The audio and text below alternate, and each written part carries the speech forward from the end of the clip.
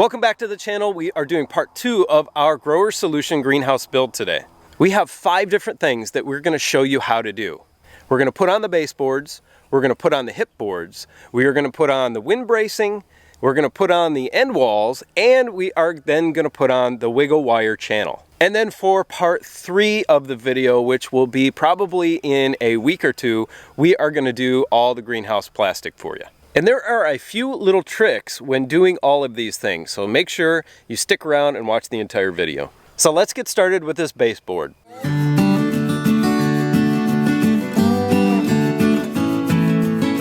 Okay, so here we go. We've got our baseboards going on, and we're going to show you how to do that.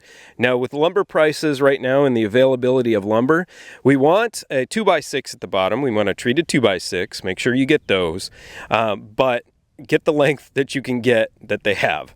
Like, we should have gotten 8-footers or 12-footers or 16-footers, but they only had 10-footers. So that's what we have. So we're going to be splicing this in the middle with a just piece of metal strapping. So that's no big deal.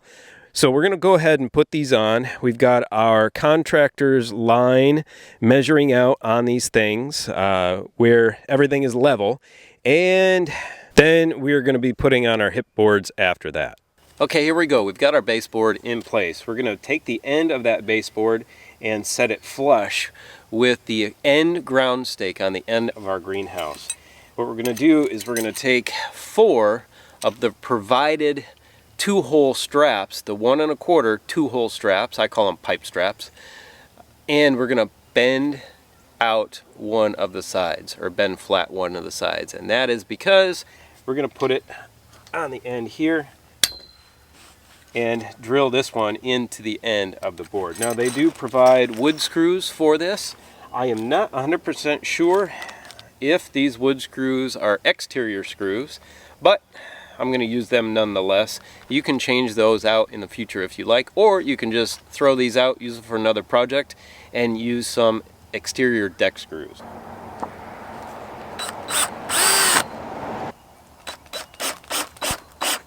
Now, when you're installing the rest of these pipe straps, if you think you don't have enough coverage from the head of the screw on that hole of the pipe strap, you can use some of the provided washers. But these are really for the wind strapping that comes down on the top, so you might have to get some extra ones.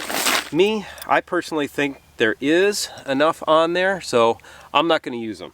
So as you can see, my contractor string here, where it's level coming across, I'm going to pull this board up and put this in the best position possible. However, my ground isn't exactly flat, so I don't want a huge amount of space underneath, but I want to keep them nice and even as best I can all the way across, and that's why we use this string as a guide.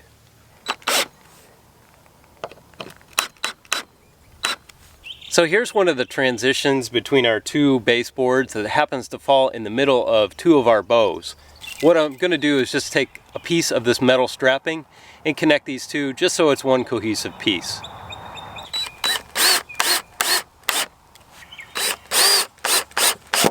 So if you're confused as to why some of your boards aren't matching up with your bows on the bottom or your ground stakes, remember this: dimensional lumber is always cut long. So this one in particular is 10 foot 1/2 inch, but I have a couple that are 10 foot 1 1/4. So you're going to have to do some trimming of the boards to get them to match up with the bows properly to connect them. So as you can see, we're long on this one. This one was 10 1 1/4, but you can see we're a little bit more, which means a couple of our bows are just a little bit off, and that's going to be from pounding them in softer soil like we did. So don't worry about it. Just mark the center of that ground stake, and we're going to cut this one off right here and then continue on. So I don't want you to forget that Grower Solution is giving my subscribers 10% off on everything except for shade cloth on their website. So use my link in the description below and use my coupon code also, and that will give you 10% off on almost everything at Grower Solution. Now that we have those baseboards done, we can move on to the hip boards.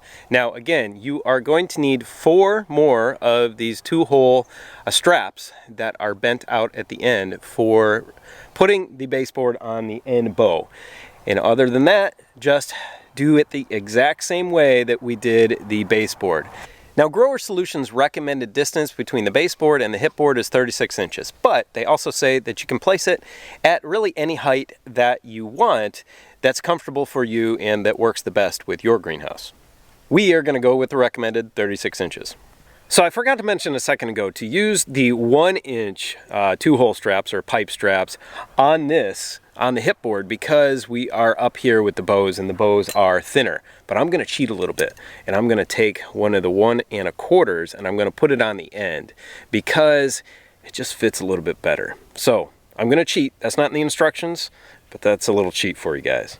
Now again, I have my contractor string set at 36 inches all the way down. It's got a line level on it, and we are placing our hip boards. You can do that by yourself actually, and just use quick clamps. These work really well, and start screwing it into place with your pipe straps.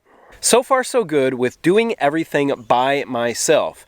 Now, the only thing I think I may need help with, and I thought that on other things, is the plastic and pulling it over. But we're going to see. We're going to try it on our own first, and then we're going to move from there in getting help if we need it.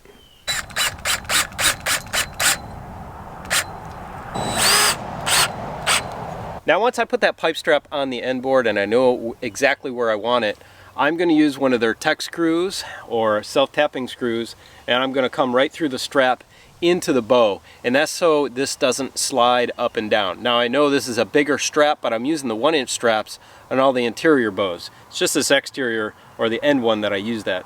And I'm going to put a self-tapper in each one of them.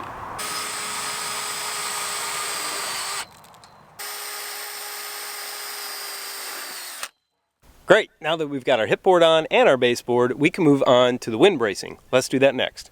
And then after that, it's on to the end walls, and then last, the wiggle wire channel. And look guys, dimensional lumber is also what you get nowadays. It's so expensive, and you have cupped boards, you have bowed boards. You can see I've got a board right here that's bowed, so it's not going to be perfect. Do the best you can, it'll be all right. Okay, next step is the wind bracing. Now what we're going to do with this wind bracing is modify these braces a little bit before we try to attach them, and I'll show you why right now. So since the wind bracing sits at a diagonal on the bows, and the bows are obviously bending back, there is going to be a gap because our pinched flange on the bottom is sitting flush with the bow at the bottom, but right here we've got a gap.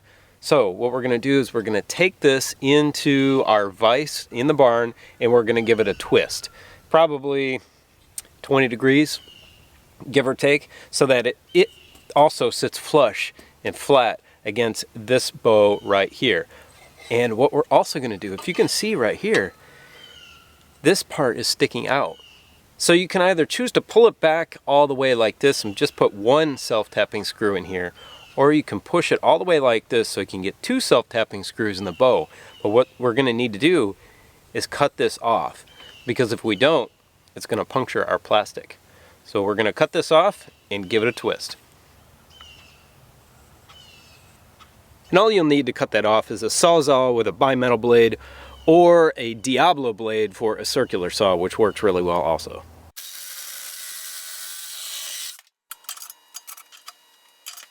So once you have everything cut and twisted, just attach it with the tech screws. That's it. Now it's time to get the rest of these on, and after I'm done that, we're going to do the end wall for you.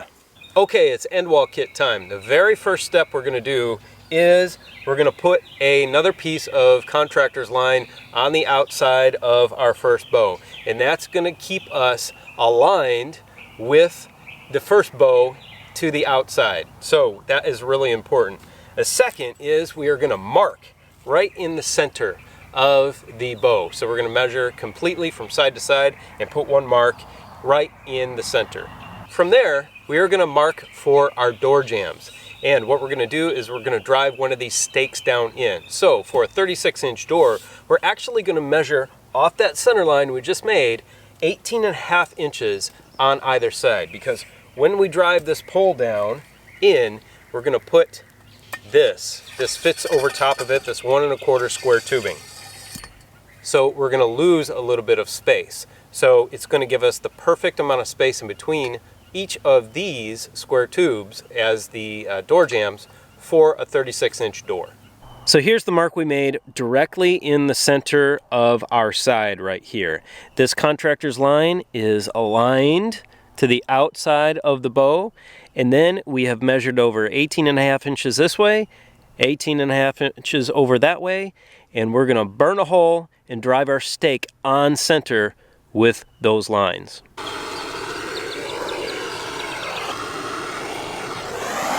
So to drive these stakes, you can't use the nice milled pounding block they gave you for the ground stakes.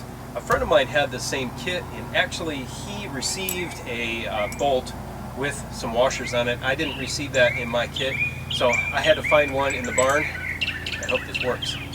Just align it with that center mark you made and place it on the inside of your contractor's twine.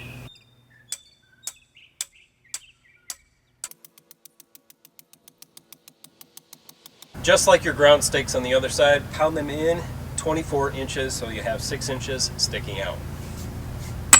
Once you have both those ground stakes pounded into 24 inches below the soil, you got 6 inches sticking out, you're going to put over a couple of the square pieces of tubing. Now these are just the headers, but this is just to measure, and make sure you got enough room for your door, and we do. We've got 35 and 5/8, which is totally fine for a 36-inch door. Now let's head up top. I'll show you the next step.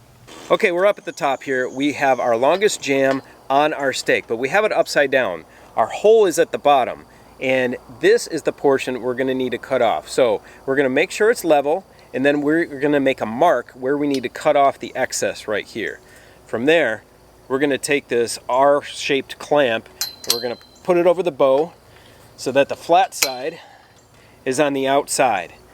Once we get this cut off, we're going to flip it over, and then it's got a hole through it, and we're going to put a bolt through this clamp and through our jamb. So here's how it should look. Here's your bracket on the outside. You've got your carriage bolt, obviously the smooth side this side because the plastic is on this side, and it goes through to the back, and your square tube here sits to the inside of that. So here's a note of reference. Actually, you do need to cut it a little bit shorter than the bow because the hole for this connection is inside of that dimension that I measured earlier. So cut it a little bit short so it aligns with the holes on the bracket because those are down a little bit. And here's also another note. This bracket is extremely difficult to get aligned. The two holes right there, the square holes for the carriage bolt, they are very, very difficult to get aligned to one another. So you're going to need a pair of pliers to smash this into place so they align and you can get the bolt all the way through.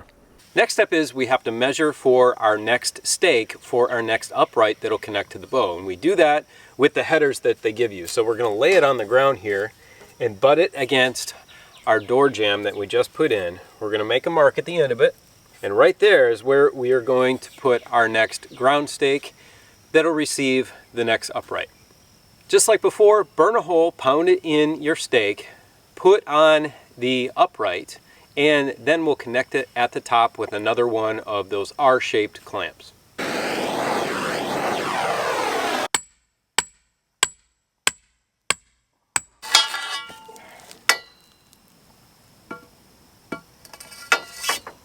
Next up, we're going to take that header we just used to measure, and we're going to place it 60 inches up above the ground. We're going to connect it with these L or corner brackets. We're going to use those self-tapping screws that come in the package.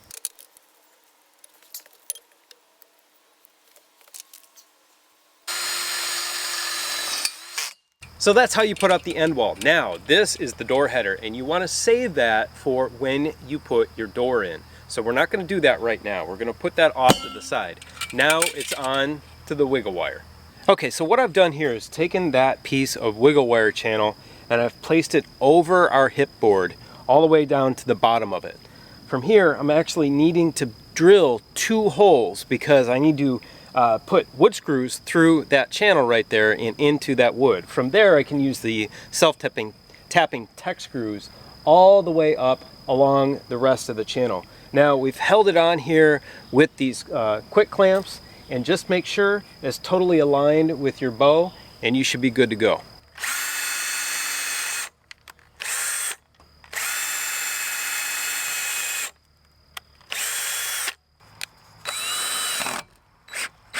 So you're going to bend that channel as best as you can, but you're probably not going to get it to touch the bow until about maybe 18 inches above your ledger board, and that's okay. We're going to secure it with as many screws as we can and just continue to go along the top and all the way over the top of the bow to the other side and down that ledger board. So as I was doing the wiggle wire, I placed screws about every 15 inches. Now we need to cut a piece of the channel to fit between the top of the baseboard and the bottom of the hip board. Now, depending on the length of the wiggle wire channel that they sent you, I know people have gotten different lengths in different packets.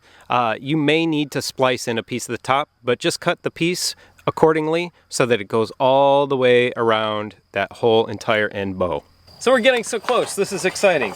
One of the last pieces of wiggle wire channel you need to put on is right here. And this goes here if you have roll-up sides. If you don't, it'll go on your bottom baseboard. But since we do have the roll-up sides, it goes at the top of the hip board. And of course, since we're on the hip board, we need to use the wood screws, so we've got to drill pilot holes first. And again, I'm going to put those screws about every 15 inches.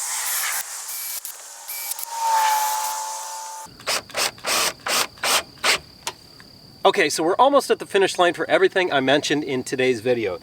Last thing we need to do is put the baseboard on the end wall. So we have got one of our 2x6s here. We're going to come to the inside of our bow here, and then we're going to measure to the inside of our first upright, make a mark, make a cut, and then we're going to attach that baseboard with more of those L brackets or corner brackets.